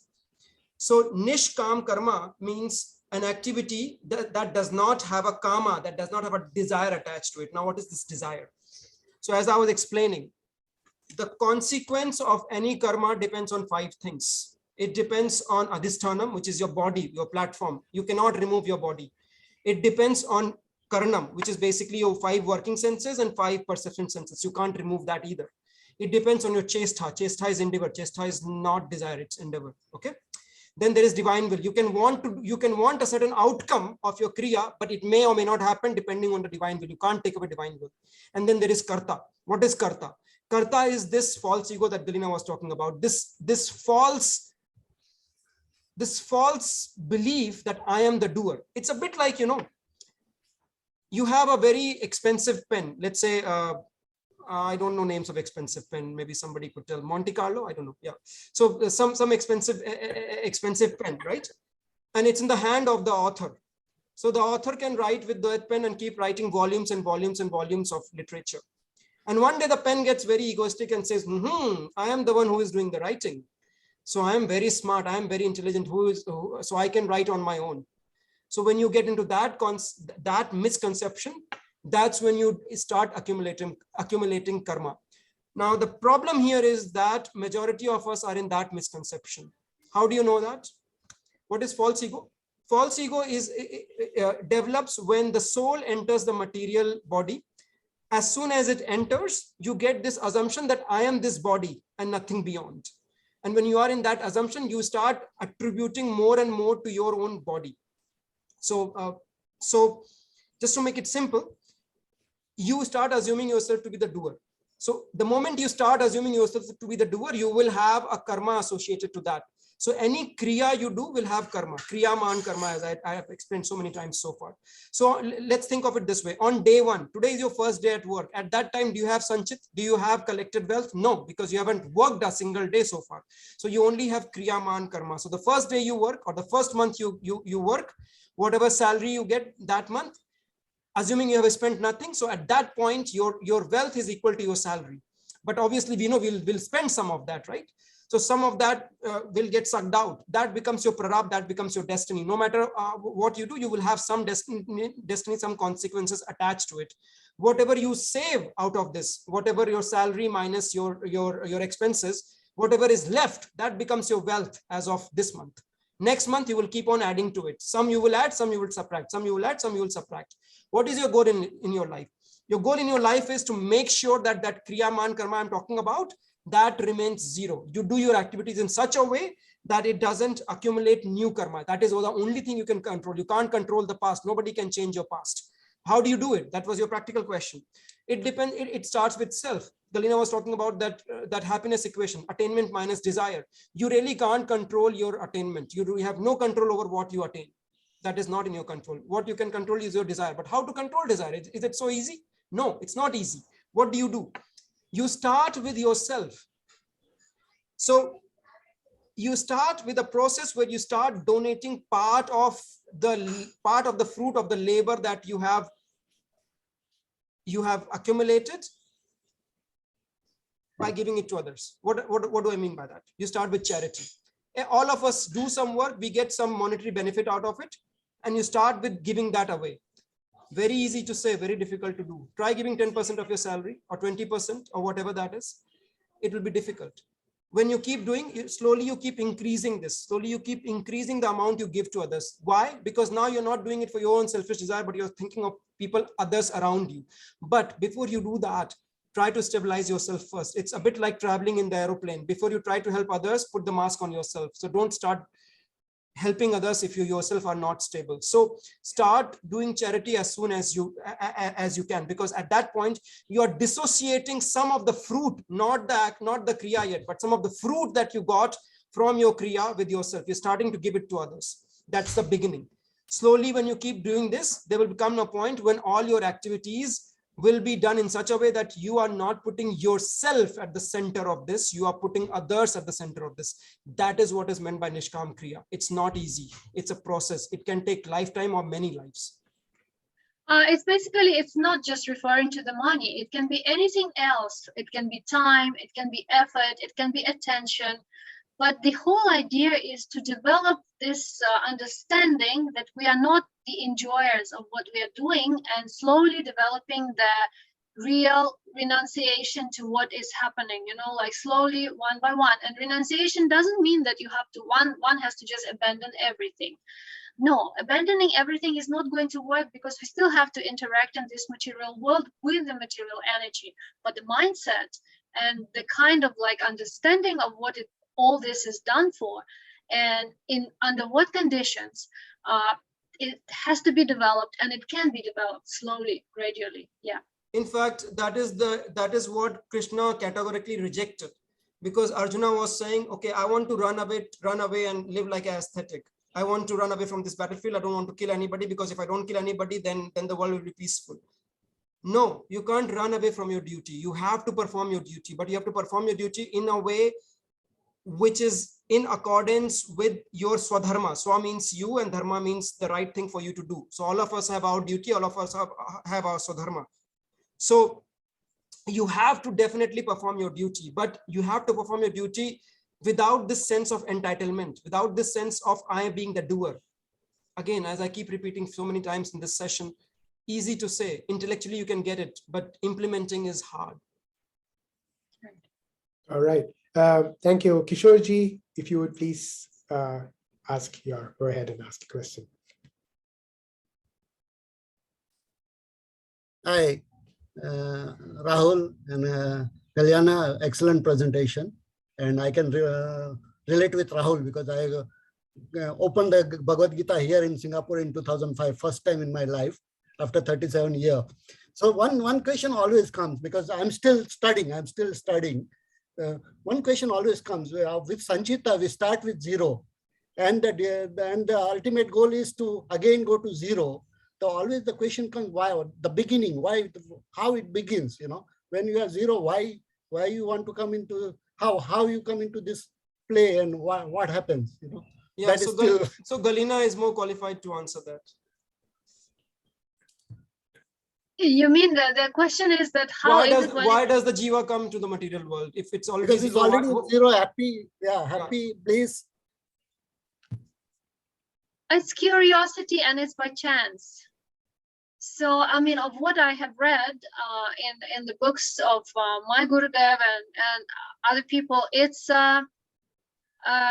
by chance and it's out of curiosity. It's like a little baby gets attracted by the paper from the toffee from the sweet, which looks like gold, but it's not gold. It's just shiny, it's beautiful, and then the little baby is just looking at it. I think a better example is little baby getting attracted to fire because it's shiny, it's bright, and it wants to put its finger there without knowing what the consequences, right? Probably yes. I mean, anything which is attractive and shiny, the little baby with that kind of state of mind and intelligence, which the baby at their level, they innocently just see something which is attractive and shiny, and the souls are also, they look there and they get attracted. That's as much as I read about this kind of why the soul ends up in the material world, and because the Ishvara or Bhagavan, they leave this choice with the soul, because otherwise there will be no freedom. The freedom of choice is always there. So we are free to choose. We want to see, we can go and see. Yeah, maybe some intelligent souls, not like me, they have gotten out of samsara much earlier, but I'm still there, so yeah. So Kishore Patelji, it's a bit like this. We talk about this a lot, the free will, and so the soul has a free will. So it has a choice. So if it gets, because the material world is very attractive, there is Maya always there, right? So just like a baby who is attracted to the fire without knowing that it's going to burn, the material world is very attractive. Now, when you have burnt your finger, you of course have to repair all that and go through the entire thing. And the next time you might not want to burn your finger. But fundamental answer to your question is it's based on desire. Soul, as I mentioned, is a Tathas Shakti. It can exist both in the spiritual world and the material world. But when it comes to the material world, it needs a body to function. So, and that body has got three kind of bodies, which have got 5 layers, and all this samsara starts from there. And then gunas start interacting with it. And while it's in this cycle, some of us realize that this is not the end, and I need to go beyond. But there are many people who don't, right? Many people will be very happy living in this material world, enjoying. There are enough avenues to enjoy and to live in this material world, right? So to each his own or her own. I mean, whatever attracts you. So there are 4 people who generally look for jnana, like true jnana.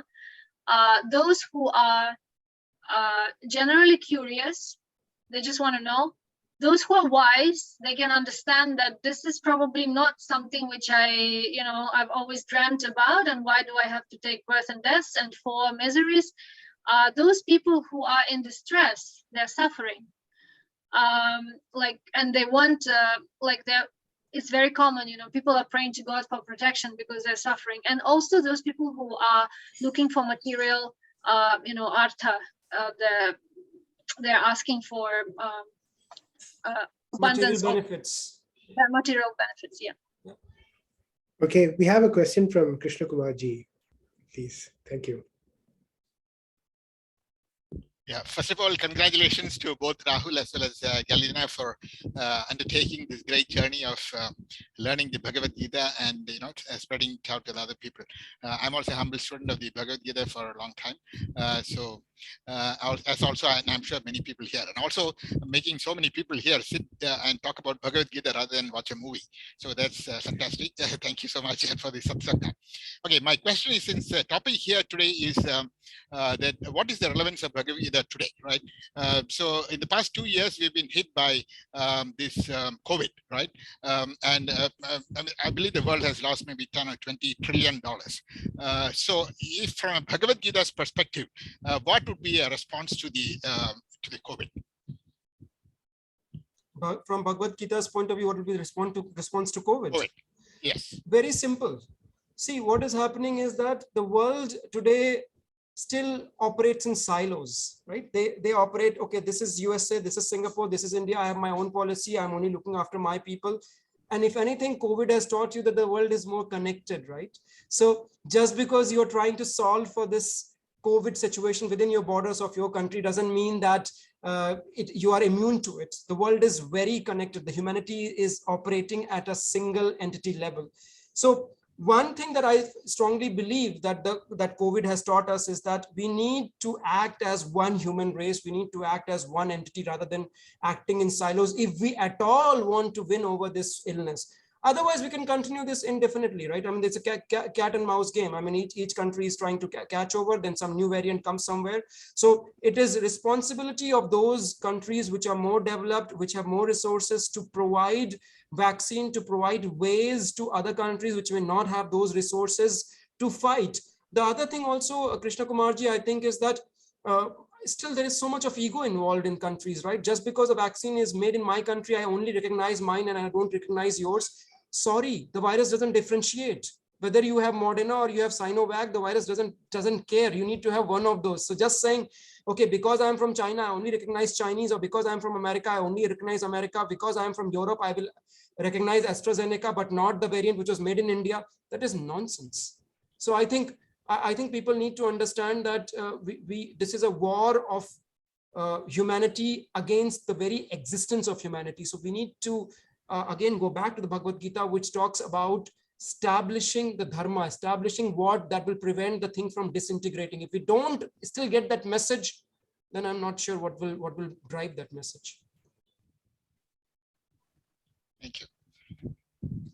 All right, I'd like to check around if anyone has any more questions. We've exceeded our time, but I think the authors would be happy to take one more. If not, then it's that I see a raised hand from Manish. I'm not sure if he's got another question. Manish ji. I have a question which may have been answered. I wasn't paying 100% attention throughout the session, so apologies for that if it's a repeat. But what can you do to dissolve some very obstinate karma?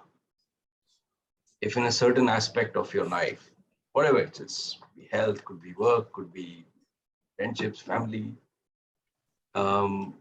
is there a way to go and pinpoint and dissolve certain negative karma? Okay, so the laws of karma are very intricate. You cannot pinpoint what action of mine led to this. It's really complicated. It is in mathematics we call this Markovian process, right? So it's your current state is a function of a lot of other things that have happened on the way. It's a journey. What you can do, however, is take control from now on. So there are ways what they call burn your karma, which is basically get rid of whatever you have accumulated so far. There are various ways in which you do that. And that's where the path of yoga comes in.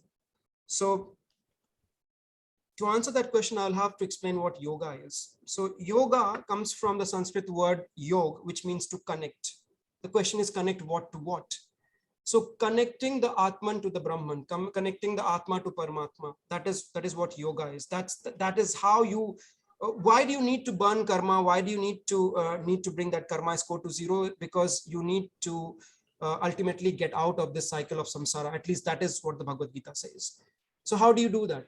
You have told me I have to get out, but you haven't given me a method. It turns out that there is a method, and in fact there are 4 methods. So there is Dhyan Yoga, there is Bhakti Yoga, there is Gyan Yoga, and there is Karma Yoga. So what do you do in each of these? So again, common misconception is that yoga is turning and twisting your body, which it is not. One of the parts of yoga is called Dhyan Yoga. Within the Dhyan Yoga, you have Yam, Niyam, Asana, Pranayam. These are the first 4, and then you have Dharana, Samadhi, and Dhyan, and which are the other which are the other legs of this, and that's why Dhyan Yoga is also called Ashtanga. So within that form of yoga, what it says is that if you want to get rid of your karma, or quote unquote, if you want to get moksha, you need to focus on the Paramatma within, Paramatma inside you. The assumption is that there is a supreme soul inside you.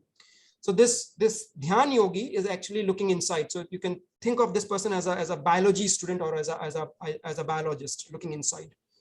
So how do you concentrate on the Paramatma within? For that, you have to do meditation. How do you meditate? For that, you have to stabilize your body. How do you stabilize your body? For that, you have asanas and pranayam to stabilize your body, because in order for you to concentrate, first you have to stabilize your body. Most of us think that, okay, turning and twisting the body is yoga done. Nonsense. That is not even the beginning. You have to go beyond. So that's one way. Then there is another way. There is the Gyan Yoga Marg. In what happens in Gyan Yoga Marg, what you're trying to do is you're trying to understand how does the entire universe operate? What are you in the relation to the Brahman, and how can you get rid of this samsara cycle of life and death. So Manish, you need to understand that karma is nothing but petrol in the vehicle. So how do you burn that petrol? That is the question, because the moment you have burned that, you're out. So in Gyan Yoga Marg, you are trying to burn it by understanding your relationship with the Brahman. So this is a bit like a physicist approach of trying to understand how the universe operates, and through that intelligence, through that Gyan, you will get the Sadbuddhi of how to get out of the system. Then beyond that, there is the Bhakti Marg, which basically says that forget all this, which is the 18.66, which is basically surrender unto the Bhagwan. Surrender unto me, and I will liberate you. So in that, what it's saying is that as long as you approach me with the mode of surrender, then I will take care of you and I will liberate you. Now that obviously doesn't happen automatically, right? What happens on the way is when you surrender yourself to somebody, then you also are imbibing whatever comes with that surrender, right? So the assumption there is that in that process, you will purify yourself and your actions will become such that they become pious, and you will reach a stage where you are burning a lot of your karma by association, by surrendering yourself or associating yourself with a loving, caring God, quote unquote, Krishna, or whatever that is for you. So that becomes the Bhakti Yoga Marg. So that is what I call the chemistry mark, where you are basically behaving like a chemist, right? Because we say love is chemistry. And beyond that, there is of course the path of engineers. Engineers like to build things, right? So you have this Karma Yogi Marg, where you are building things. But again, building without associating yourself with what you're building it because you believe that building in itself is good and it's going to lead to betterment of the society, betterment of the universe. So again, I talked about 4 ways. I talked about the biologist way, I talked about the chemist way, I talked about the physicist way, I talked about the engineer's way. But ultimately, all of them are students of science, whether they're studying biology, chemistry, physics, whatever. They're again students of science.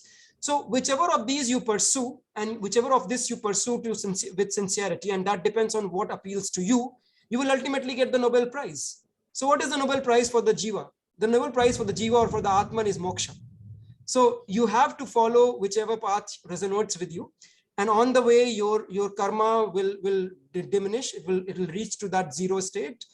However, if you have the desire to burn your karma, then that itself becomes a desire. And then you get into this endless loop. The desire to have a desire of moksha is again a desire. I hope that answers. Right. We all wish actual petrol was as was as cheap as the real karma. Or is it really? Chitraji, would you please ask your question?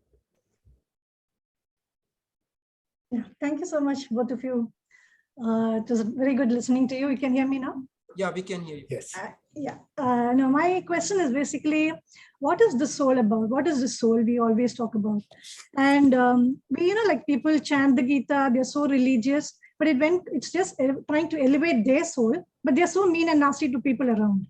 So what is the soul about? And then you talk about moksha. And isn't there again a selfish motive? You want your soul to be elevated and you want to get moksha. What is this moksha about?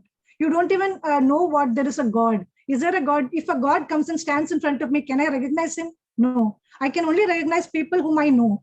If God comes in the form of my mother, I will say, oh, that is God for me. But say I am very fond of Krishna, and Krishna is blue color. The blue colored Krishna comes and stands in front of me. Do you think I'll be so happy and elated to see him?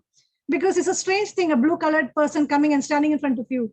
So the whole thing is a lot of mix up for me. So I feel something that we can relate to. So what is this all about? And what is this moksha that we are hankering or running after?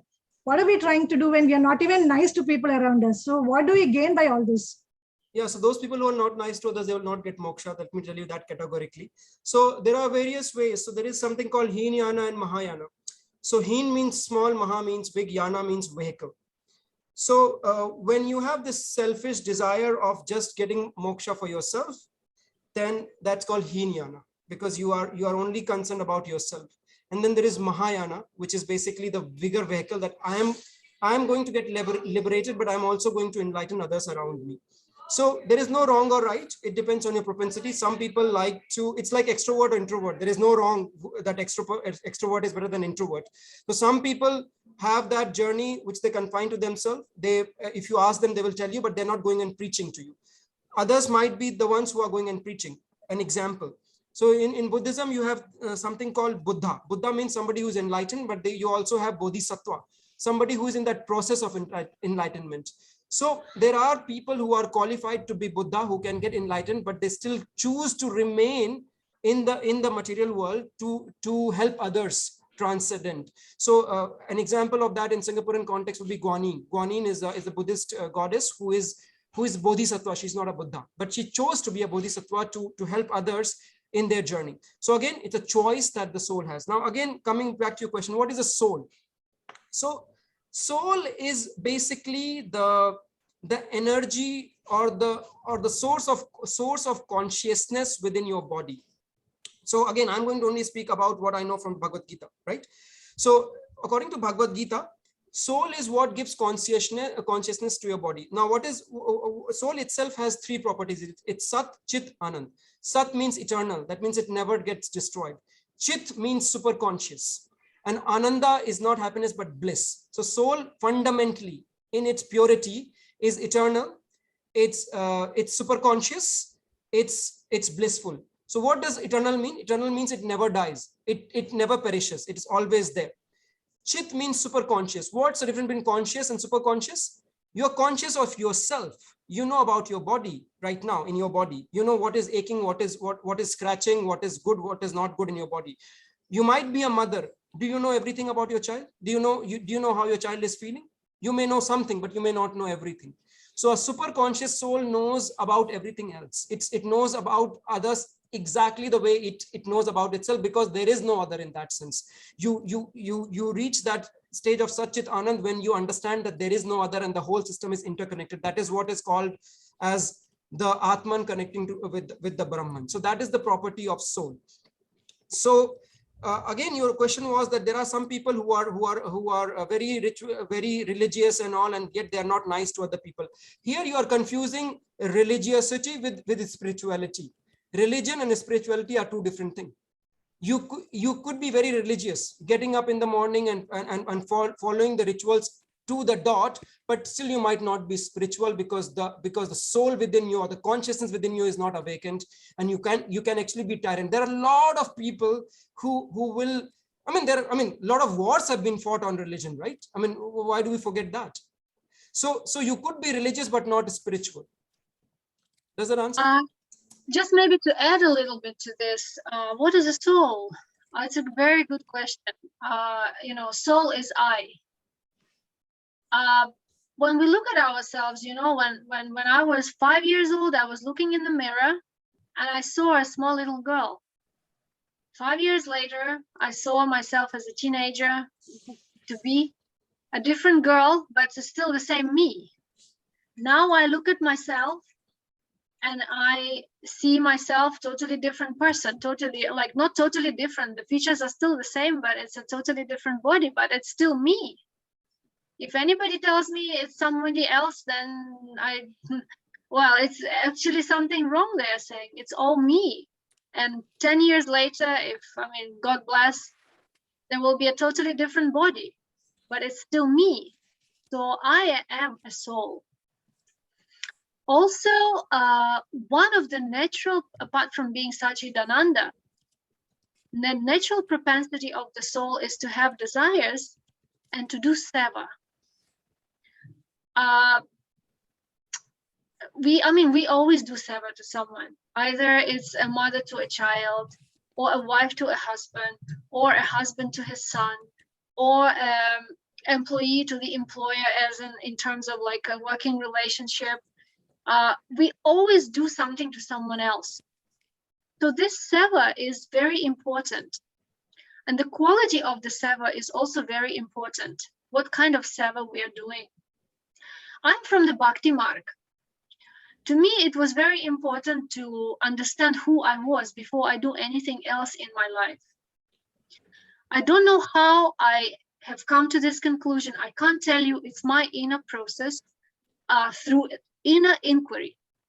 If there is an inner inquiry, there will always be an answer. If there is a sincere inquiry, like what Arjuna was asking from Krishna, I'm not comparing myself with Arjuna, because each of us has got our own inquiry, which is relevant to ourselves and our own little battles in our life. If we come with the open mind, receptive mind, and we do the inner inquiry, other people also, but the inner inquiry is very important. If there is an inner inquiry, there will be the book which is smuggled, there will be something else, and you will find the answer. Seva is very important. So in my Bhakti Marg, in my beginning years, when I just took up to this Marg, which I thought is something which I feel comfortable and I feel happy with, somebody asked, oh, there is moksha. Oh, we should strive for moksha. But one devotee said, actually, moksha is not, something they said, okay, we need to liberate ourselves and go back to Krishna. But somebody says, no, this is not the highest. And then one lady said, what can be, how can it not be the highest? It's the highest, we want to go back to Krishna. And then this person said, no, actually not going back to Krishna is not the highest. Doing seva is the highest. Because no matter where you are, whether you are in hell, in heaven, whatever sort of the planet, on earth, on Goloka Vrindavan, on Vaikuntha, you are doing seva and you really don't bother about where you are. So seva is the highest level of seva to, before we do seva to God, we have to do seva to people. And this is a very clear path, So if somebody is not doing that, it's definitely their own problem. But if we don't want to be in that camp, then we have our own inquiry and our own realization. But a seva and being a human who does seva to others is very important. I will add something there as well. Thanks, Kalina, for reminding that. So what is a soul? Again, I will now answer it from the Gyan Marg or from the Vedanta perspective. So soul is, Chitraji, the unchanging reality within you. So as Galina was saying, when you are a child, you are a small baby, and then when you become big, then almost all your body cells change. But do you feel you are the same? Don't you, Chitraji? From your childhood to now, do you still feel you are the same, or you feel you are different? You are on mute. You're on mute. Can somebody unmute her? Yeah, no, yeah, we are evolving, I feel, yeah. Yeah, so let me ask you, so you know you are you. Is your hand you, or is your leg you, or is what is you in you? I mean, would you call your hand as you? Yes, it's part of me. It's part of you, but it's not you, right? So let me ask you, okay, let me do this. Point towards yourself, please, with your hands. Point towards yourself. Yeah. Yeah. Why do you point towards your heart? Why not towards your intelligent brain? Or why not towards your legs? Why not towards your hand? Why pointing? Could have. No, that is a reaction, right? Like, that is not a reaction, because according to our Upanishads, the soul actually lives inside your heart. But let me come to where I'm coming. So let's say you believe you are you, okay? And this is going to be a graphic description, but I have to go through this. For whatever reason, you met an accident and your hands and legs are gone. Are you still you? Yeah. So that means your hand was not you. Do you agree? Yeah, it was part of me, but it was I part have to of you. live But with even it, when right? I remove that, Yeah. would you still be you? Oh, yeah. You will be, right? So that means that this outer layer, which is called anamaya, which is nourished by the food, is not you. That we have established. Because when I remove your hand, and I can remove more things, by the way, I can remove your liver, I can remove your heart. There are a lot of ways to do that. But if you remove my head, I'm gone, right? No, so that's where I'm coming to. So we understand that when I remove that anamaya, then you still remain you. Then there is pranamaya, which is basically the breath you are taking. Even that also keeps I mean, your breath keeps evolving. Even if I remove that, you would still be you. And then people come to manomaya, which is intelligence, and that's which is mind, and that's where they stop. They say, yeah, I am the mind. But mind always keeps changing. And remember the definition I gave you, the unchanging reality within you is soul, or is Atman. So does your mind change? Depends. Your mind doesn't change? I would be surprised, because the mind changes every second, every minute. The mind is the most chattering, right? Like mind chatters. Whatever you call it, mind changes, right? I mean, after you, what's your favorite food? Yeah, that's what I'm saying. It depends, right? How your mind changes depends on the circumstances. But the question is not how. The question is does the mind change? Okay, yes. Mind changes. Then beyond that, people will go to intelligence. They will say, okay, I'm the intelligence. And that's where they stop. That, yeah, I am the intelligence, which is giving me this idea that this is me. This intelligence is me. They're sitting inside my brain. That's where they stop. But there are multiple studies on near-death experience. There are multiple studies on out-of-body experience, which shows that even when your brain is in coma, totally brain dead, you are still conscious. How does that consciousness comes, right? So so far we have said we are not anamaya, we are not pranmaya, we are not manomaya, we are not vigyanmaya, which is basically your intellect. You're also not the anandmaya. So when you keep removing all this, neti, you ultimately come to this conclusion that I am the one behind all this, which is the Atman. Now, what is Atman? Atman, the other word for Atman is aham. Aham means I. So from this aham, I, you basically, this aham gets clouded by all these layers, all these 5 layers I'm talking. And then you develop this sense of that, okay, I is basically this breath is me, this intelligence is me, this mind is me, this body is me. That conception, when you start associating yourself with all these sheets, all these koshas, that is called false ego. That is the wrong association of yourself to be believing that you are this body. So from aham comes abhiman. What is abhiman? Abhiman is basically what you say pride in English, rough translation. So abhiman is when you say, okay, first you say my body, then you start saying my child, my husband, right? This association of my keeps growing. And from that from aham comes ahamkar, and then comes abhiman, which is pride. When you start expanding this definition of who am I, so it begins with in some sense, it begins with my body, then it goes with my immediate family members, my clothes, my this, my that, then it goes with my positions I hold in my work life, and I'm the president, I am this, me. This me keeps ballooning. So this is, how do you get rid of this? The reverse of evolution is called involution, when you look inside.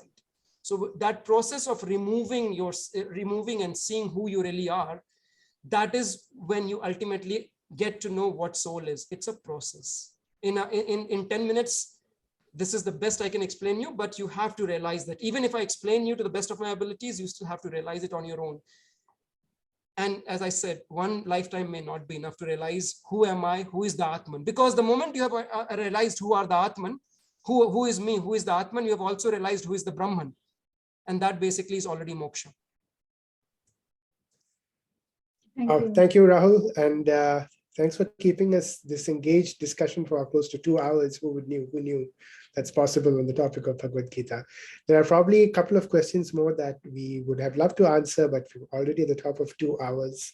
So in the interest of time, we will bring this session to a close. A couple of questions around how you can pursue the quest for knowledge, quest for Gita. People have asked, and having questions is the first and most important thing in the study of the Gita, because that's the spirit of inquiry that's actively nurtured in the Gita. There are several avenues.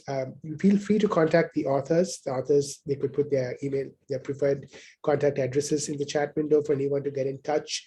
There are study groups in Singapore from various organizations. They do weekly, monthly studies. So you will be among people of your community or like-minded people with this great thirst to understand the Gita in greater detail. You may also drop a note to the Gita Jayanti team. Krishna Kumarji is one of those who lead that. They probably have a very consolidated list of places where you could go to as well. There is no dearth of resources. I would like to really thank on the behalf of all the organizations that brought you this program. Thanks again for devoting this afternoon and early evening with us. The author's book, which is An Atheist Gets the Gita, is available now in electronic and printed formats. You can scan the URL. In fact, if they could just flash that slide in for a moment, please, you can scan this URL in order to get a hold of that link to the appropriate store. The authors are donating 20% of the book's royalties to charity.